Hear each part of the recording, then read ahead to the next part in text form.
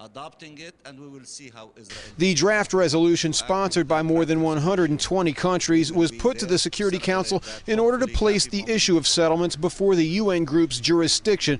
However, the draft resolution was not brought to a vote. Iran's ambassador to the UN says that the draft provides a good way to measure the resolve of the Council, especially the Permanent Five. The draft as a whole, I think, would be a good indication if the Security Council, in particular the permanent members of the Security Council, are serious to take a positive step forward to stop the settlement at least, and then beyond that do more things and taking more steps forward to assist Palestinians, which their rights have been deprived in the past few decades.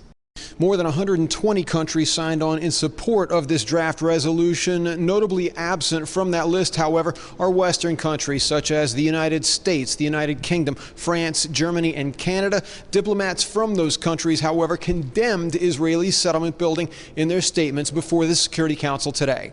U.S. Ambassador Rosemary DiCarlo called Israeli settlement construction corrosive to the peacemaking process. She did, however, continue to voice her support for a two-state solution. The Lebanese ambassador says it shouldn't be that hard for the U.S. to agree to the statement, since there's nothing in it that America hasn't agreed to before. We hope that it will also be able to speak in one voice on this resolution on settlement, especially that it's mainly made of agreed language used in previous resolutions, in quartet statements, let alone U.S. known positions on settlements. Security Council members that have already signed on to the statement also include Brazil, India, and South Africa. The Brazilian ambassador says that the two-state solution that the U.S. is pushing might be impossible to implement considering the rate at which Israeli construction is progressing. The Palestinian Permanent Observer representative says he'd like to see a real resolution written up and voted on immediately, but he's willing to work with Security Council members on the issue.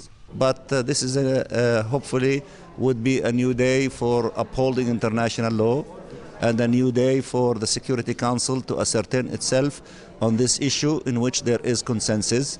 That would thrill us as Palestine if the Security Council to act in accordance with this global consensus on this issue. Many insiders say the real statement may be voted on later this month, while others say the vote could be further away.